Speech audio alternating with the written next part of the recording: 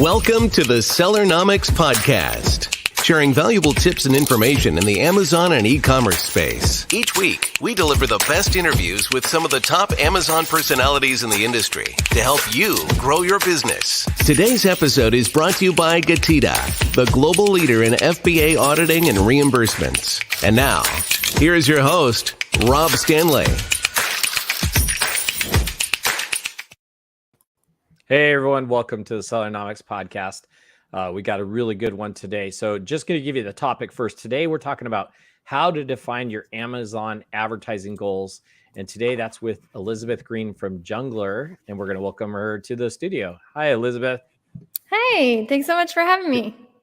Yeah, great to have you on. We were just talking earlier. It's been a while since I've had you on, and it's great to get you on because you're so knowledgeable about the whole Amazon advertising world, so to speak. And everybody knows we love to just jump right in and get going on this. So let's start off with the first question on why are goals so important when it comes to your advertising on Amazon? Yes, goals are super important. Very, very, very important. I actually have a LinkedIn post coming out tomorrow. Basically, if you don't know where you're going, you can't get there.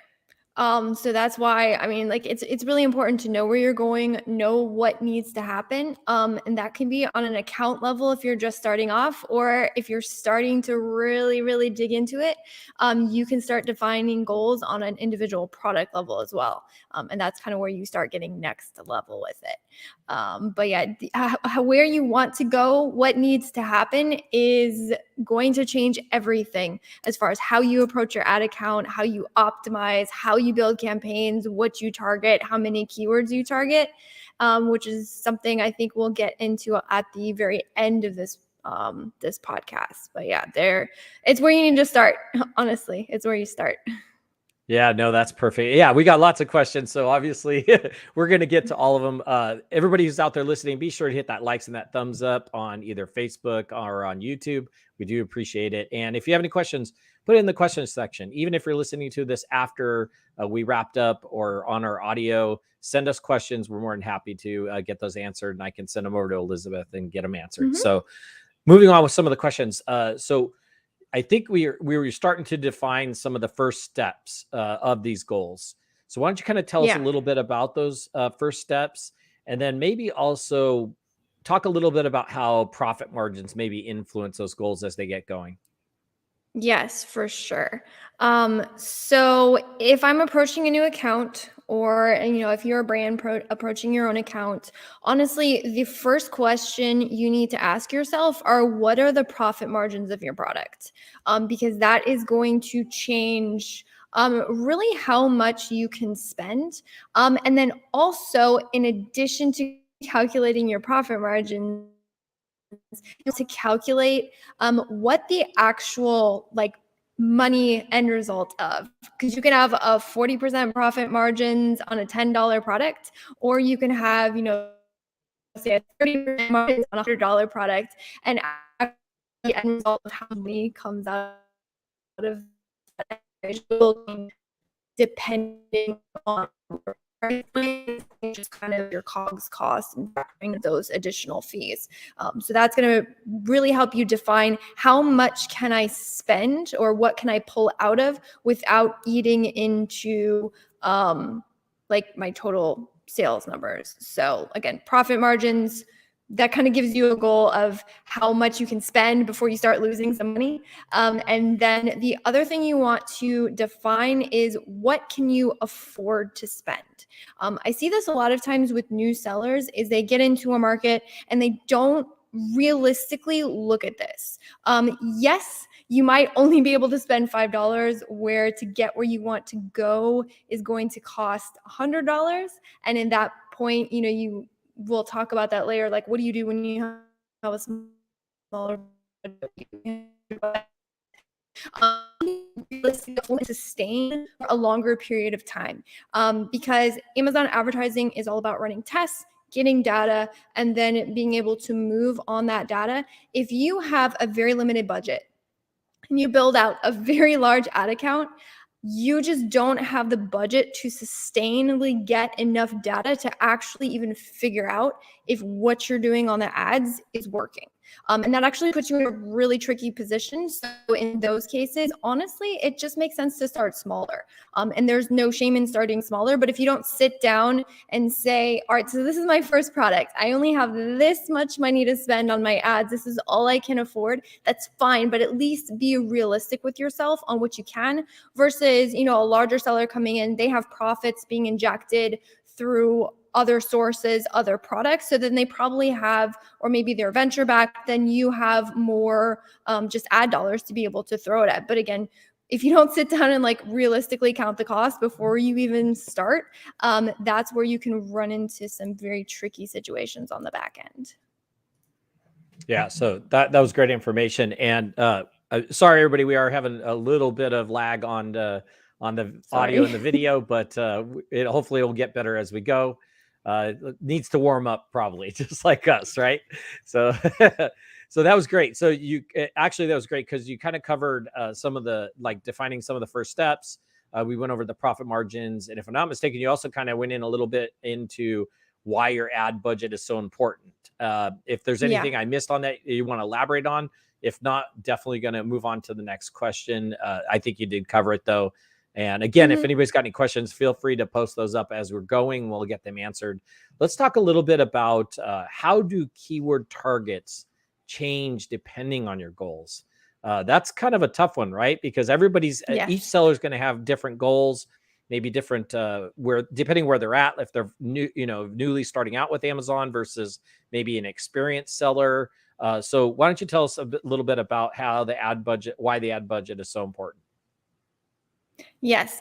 So actually what your ad budget is, what your profit margins are, is then going to help you determine what keywords you should be targeting from day one. So oftentimes a little bit, maybe less experienced sellers come in with their, new ads, and they take a look at the platform and think, oh my goodness, like, look how many sales come from these top keywords that have over 100,000 search volume. If I could rank on those keywords, oh my goodness, what would my sales look like? But that kind of goes back to defining how much budget you have to spend, how much profit margins you have to pull from, because oftentimes in the beginning, if you're in a launch, you have to make your offer more enticing to the market. One of the ways to do that is by lowering your price, which lowers how much margins you have.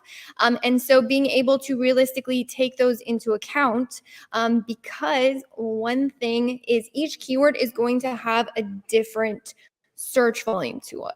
So inside of Amazon advertising, we're not generating a market. What we're doing is we are harnessing the current market. In like Facebook ads, other ads, you are looking at audiences, which, you can go broad and you can kind of scoop them into your ecosystem. On inside of Amazon advertising, what we're doing is we're saying the market is here, the market is looking for this, so we're going to snag a piece of what market is already there.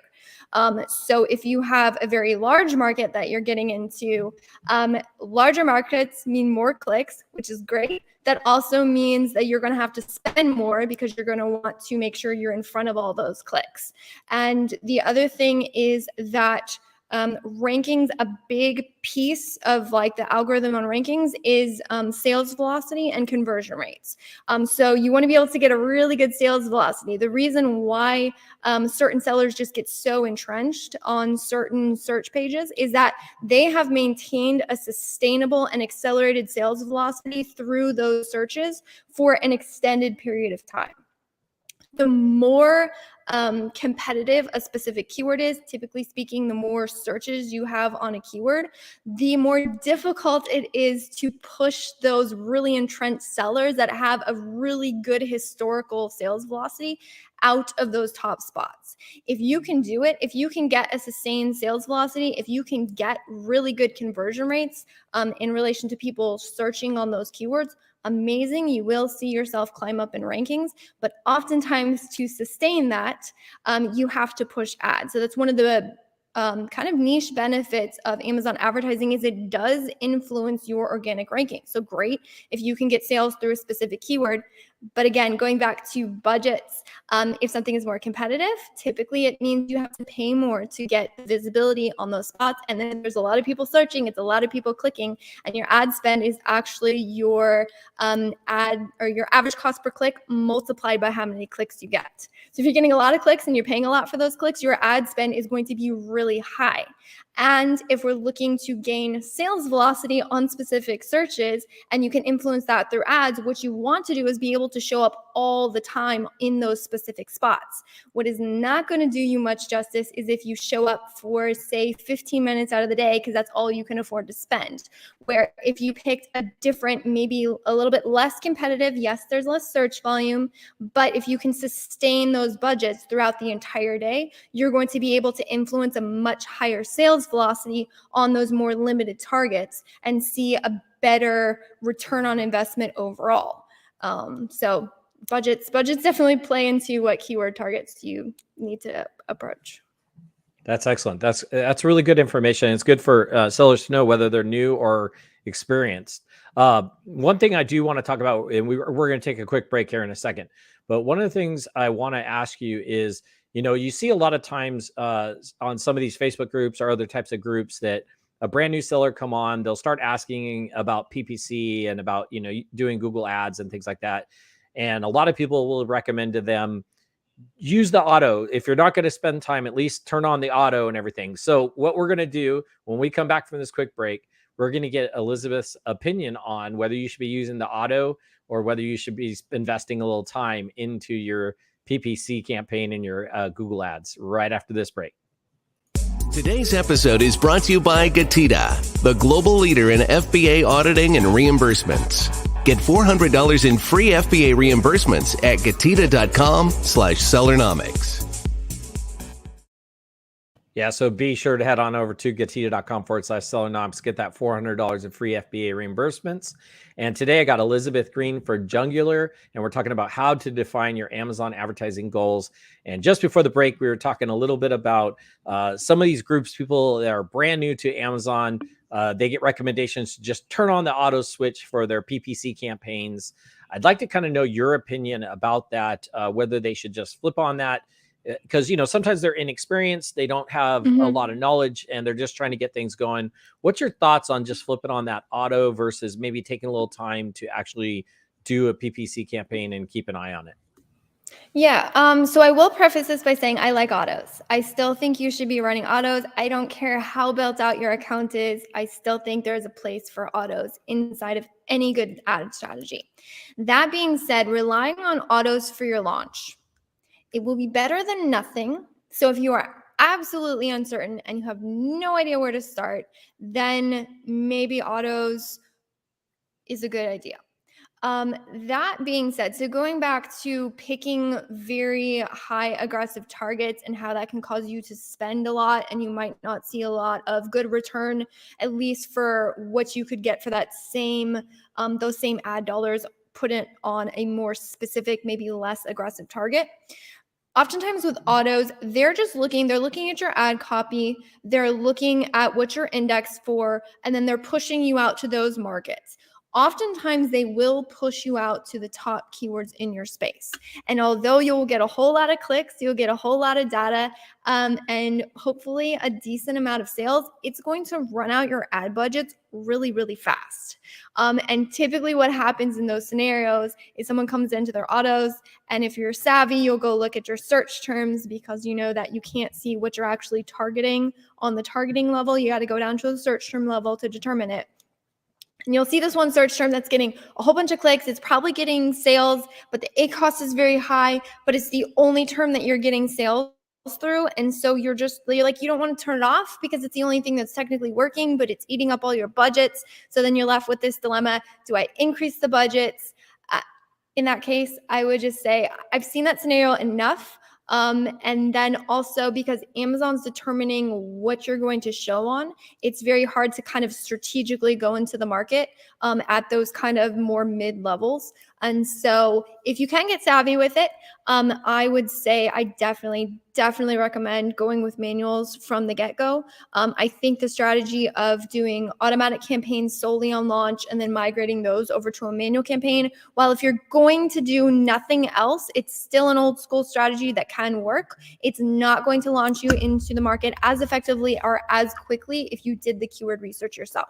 And the second thing I will say on that is for people who are really scared of keyword research, and it seems like this black box, is you sourced your product. To source the product, we really hope you've done a whole lot of competitor research. You should be digging into those markets. You should be determining if it's something that you can sell. So just because the PPC may seem a little bit daunting, don't discount the knowledge that you've already gained through that competitor and market research. You can bring that knowledge to the ad platform and then just tack on the little nuances that come with the ads. It doesn't mean that it's a completely separate thing from just general competitor or market research.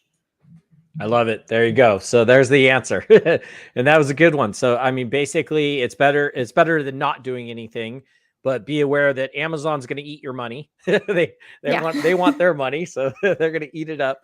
So yeah, that's good advice. And that seems to be pretty true in a lot of scenarios, right? If you're just getting started, obviously the automated will click on the automated, use it, probably just keep an eye on it because they're going to chew through your money pretty quickly.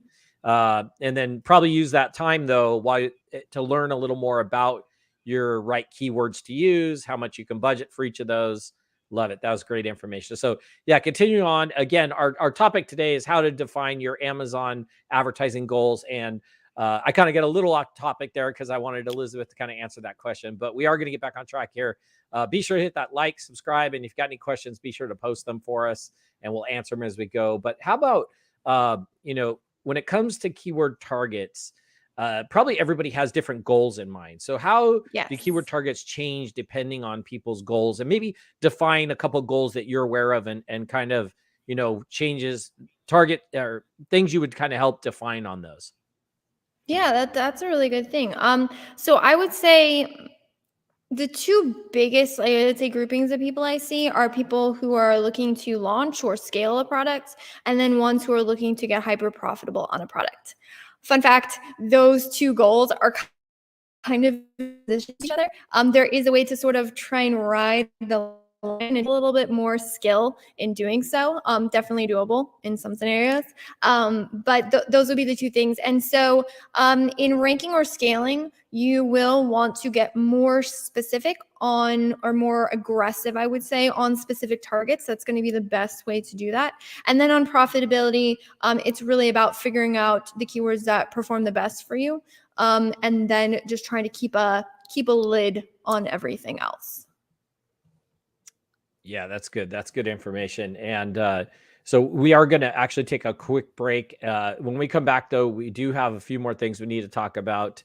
One of them being, let me just give everybody kind of a heads up on this. So one of them we're going to be talking about is how would you approach a large budget or a small budget, and what kind of advice would you give on that? Because those are very key things, right? Like some people feel like, okay, they get their advertising going, their PPC, they see maybe one's doing well, and they'll figure, oh, let's just put a lot of money into it. And the ones that aren't, let's put a little bit of money on it or lower the budget on those.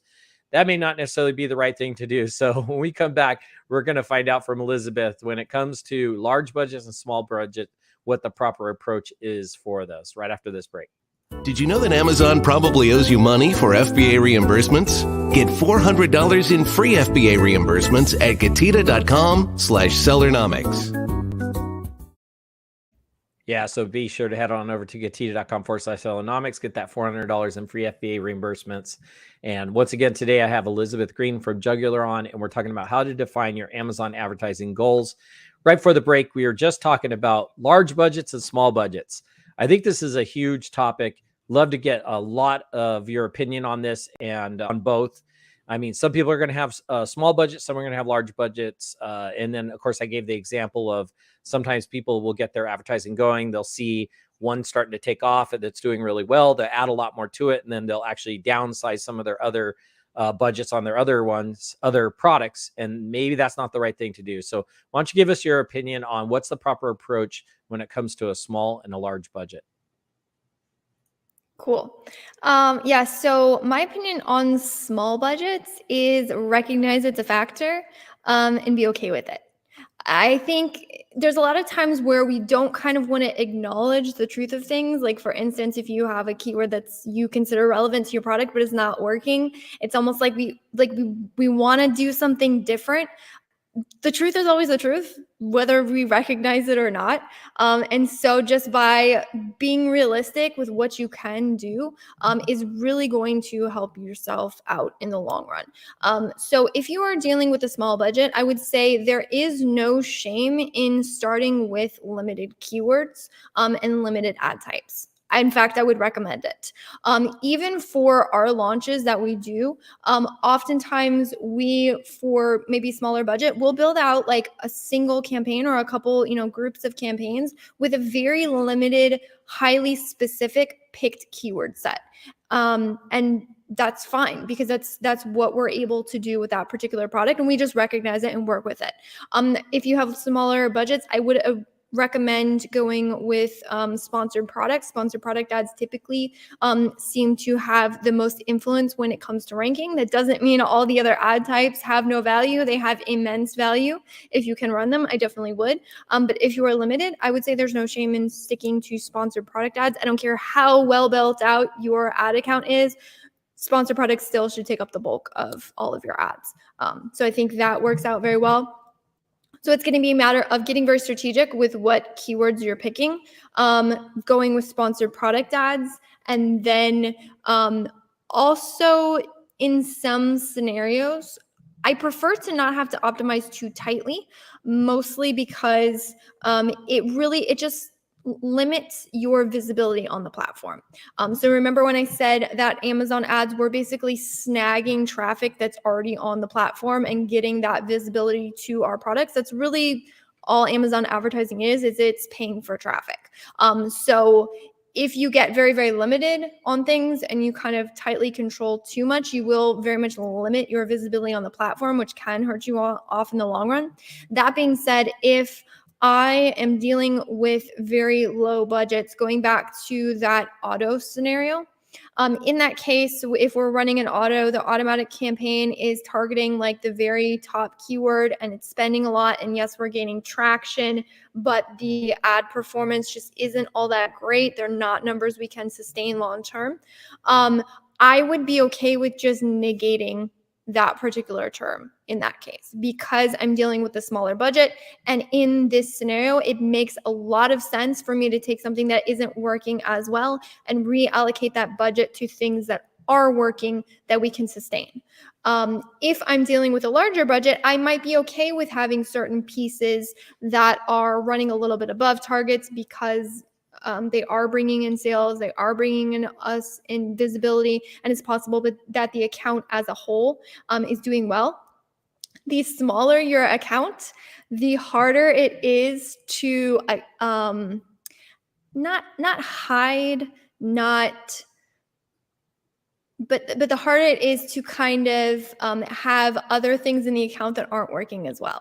Because if you have a small budget, that means you have less ads that you're running. And if there's less ads that you're running, those ads that you're running, if they're not doing well or they're not right on targets, that's going to have a major impact on the whole, account numbers versus if you have a really large account, if you have one or two keywords that are running a bit over budget, but like they're sustaining your rankings, you can kind of account or give way for that, impact. So it's possible for your total account to be doing just fine and to be able to play with a couple numbers and not have it have such a negative impact on the whole account versus smaller budgets. It's a little bit more tricky. It's a little bit more dicey. It's definitely doable. I don't want to say that you can't run Amazon ads with a small budget.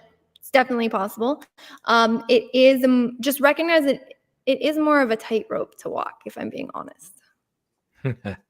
Yeah, that's some good information. So this is really good information that Elizabeth's been giving us. And, I want to make sure that you're able to get a hold of her. If anybody had questions, or let's say maybe you want to go deeper into any of these subjects we just got done talking about. Elizabeth, why don't you tell us a little bit about Junglr and a little bit about how people can reach out to you and contact you if they want to find out more information or possibly use your service? Yeah, for sure. So if you want to find out more information, if you want to pick my brain on Amazon advertising, LinkedIn's the best place to find me.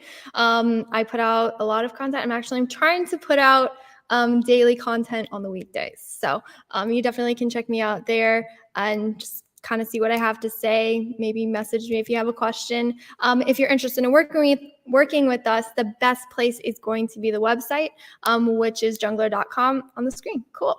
junglr.com. There is a Calendly link at the bottom. I'm still doing the intake, so you get to talk to me, and we'll see about your ads and how we can help out with that. Yeah, and also just let them a little know. I mean, are you handling big sellers, small sellers? Just kind of give a little idea of, the kind of services you're offering and who they're kind of targeted for. Yeah. So what we found is that sellers who are spending at least $10,000 a month on ads are the ones that they start to be on the cusp of being able to really leverage what we can do in the ad account. Not that we aren't familiar with running limited budgets, but like I said, those are a little more dicey, and honestly, probably should be learning it yourself, because the more you understand it yourself, actually, the better you can understand a lot of the Amazon platform. So if you're getting on the cusp of and really looking to scale, that's probably a good time to leverage our expertise. That's perfect. Great information, like always. I love having you on. You always provide amazing information. She's always scared to come on, but man, she's a pro at this. Let me tell you. I'm just going to keep having you on. It's always good. Hey, I'll keep coming back. I appreciate that. So far, you've been on all three of my different podcasts, so this is great. And this has been the best one, I have to say. So absolutely amazing content, amazing information. So be sure to reach out to Elizabeth Greene at Junglr. So let me spell that for you. It's JUNGLR.com. And Elizabeth is, of course, the co-founder of Junglr, and amazing to have her on. Thank you so much again for providing such great content and great information for everybody. And everybody, if you enjoyed it, please make sure you hit that like and subscribe. We do appreciate that, and reach out to Elizabeth. Elizabeth, thanks again. And we'll have you back on again next year, probably. So it'll be a good time. Yeah, thanks so much. All right. Take care. Bye. Thanks for joining us this week on the Sellernomics Podcast. Special thanks to our sponsor, GETIDA. Did you know that Amazon probably owes you money for FBA reimbursements? Get $400 in free FBA reimbursements at GETIDA.com/Sellernomics. Be sure to join us again next week for more great tips on how to grow your business. And thanks again for listening.